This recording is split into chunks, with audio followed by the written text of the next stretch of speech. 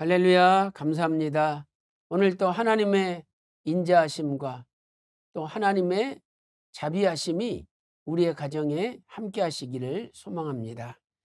오늘은 다윗의 두 번째 돋비쳐 기부와 세 번째 시간인데 언약 체결의 두 가지 요소에 대하여 살펴보도록 하겠습니다. 오늘의 생명 양식은 사무엘상 20장 17절입니다. 요나단이 다윗을 사랑함으로 그로 다시 맹세케 하였으니 이는 자기 생명을 사랑함 같이 그를 사랑함이었더라. 이는 하나님의 말씀이니라. 아멘. 다윗과 요나단의 언약 체결에는 두 가지의 중요한 요소가 나타나고 있습니다. 첫 번째가 인자, 하나님의 인자죠. 사무엘상 20장 14절 말씀 보세요. 요나단이 다윗에게 이야기합니다. 너는 나의 사는 날 동안에 여호와의 인자를 내게 베풀어서 나로 죽지 않게 할 뿐 아니라 라고 말씀하고 있죠. 이 인자는 히브리어 헤세드로 하나님의 은혜, 어질고 자비로움이라는 뜻입니다. 하나님의 은혜, 하나님의 어질고 자비로움이죠. 두 번째는 다윗의 인자라는 표현이 나옵니다. 사무엘상 20장 15절 말씀 보세요. 여호와께서 너 대적의 다윗의 대적들을 지면에서 다 끊어버리신 때에도 너는 내 인자를 내 집에서 영영히 끊어버리지 말라. 여기 내 인자는 다윗의 인자죠. 그러나 실은 이 다윗의 인자보다 먼저 여호와의 인자가 언급되었기 때문에 다윗의 인자도 하나님의 인자 속에 들어있는 것이죠. 요나단의 요청에 담긴 인자에 대한 교훈을 살펴보도록 하겠습니다. 하나님의 인자가 사람의 인자보다 먼저 나옵니다. 14절에는 하나님의 인자, 15절에는 다윗의 인자가 나오죠. 그러므로 요나단에게 은혜와 자비를 베풀어 주는 자는 다윗이지만 그 근본 원인은 하나님의 인자가 발동되기 때문이라는 것을 우리에게 알려줍니다. 이 하나님의 인자의 최절정은 예수 그리스도의 오심입니다. 그래서 요한복음 1장 14절에 말씀이 육신이 되어 우리 가운데 거하심에 우리가 그 영광을 보니 아버지의 독생자의 영광이요 은혜와 진리가 충만하더라. 16절에는 우리가 다 그의 충만한 데서 받으니 은혜 위에 은혜로라라고 말씀하고 있습니다. 하나님의 은혜의 최절정은 예수 그리스도의 오심입니다.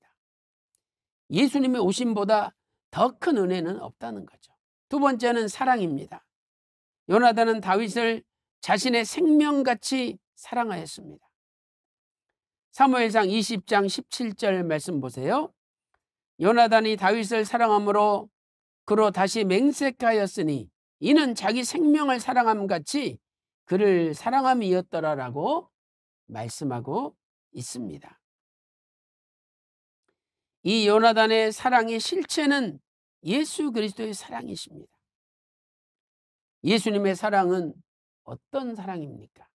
첫 번째로 먼저 사랑이십니다. 요한일서 4장 19절 말씀 보세요. 우리가 사랑함은 그가 먼저 우리를 사랑하셨습니다. 우리가 하나님을 먼저 사랑한 것이 아니라 하나님께서 우리를 먼저 사랑하셨습니다.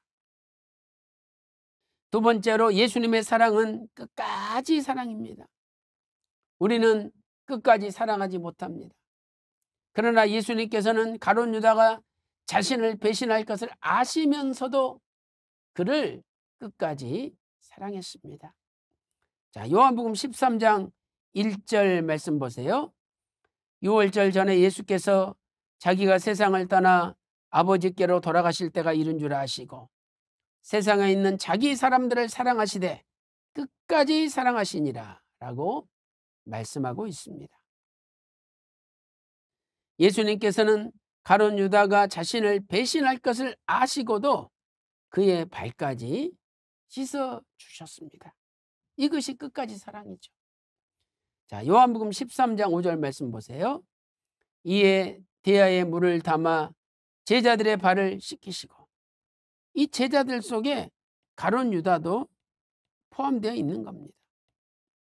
그 두르신 수건으로 씻기를 시작하여 라고 말씀하고 있습니다. 세 번째로 예수님의 사랑은 스스로 목숨을 버리는 사랑입니다. 요한복음 10장 11절에 나는 선한 목자라, 선한 목자는 양들을 위하여 목숨을 버리거니와 라고 말씀하고 있습니다. 우리가 아무리 자식들을 사랑해도 자식 대신 죽을 수는 없습니다. 우리가 아무리 아내와 남편을 사랑해도 아내와 남편 대신 내가 죽을 수는 없습니다. 그러나 예수님께서는 만인간을 대신해서 십자가에서 죽으셨습니다. 요한복음 10장 17절부터 18절 말씀 보세요. 아버지께서 나를 사랑하시는 것은 내가 다시 목숨을 얻기 위하여 목숨을 버림이라. 이 목숨을 버림이라는 것은 십자가 사건입니다. 그리고 내가 다시 목숨을 얻는 것은, 이것은 부활 사건입니다. 이렇게 예수님께서는 십자가 죽으신과 그 후에 부활이 있을 것을 아셨습니다. 그러므로 18절 말씀 보니까 이를 내게서 빼앗는 자가 있는 것이 아니라 내가 스스로 버리노라.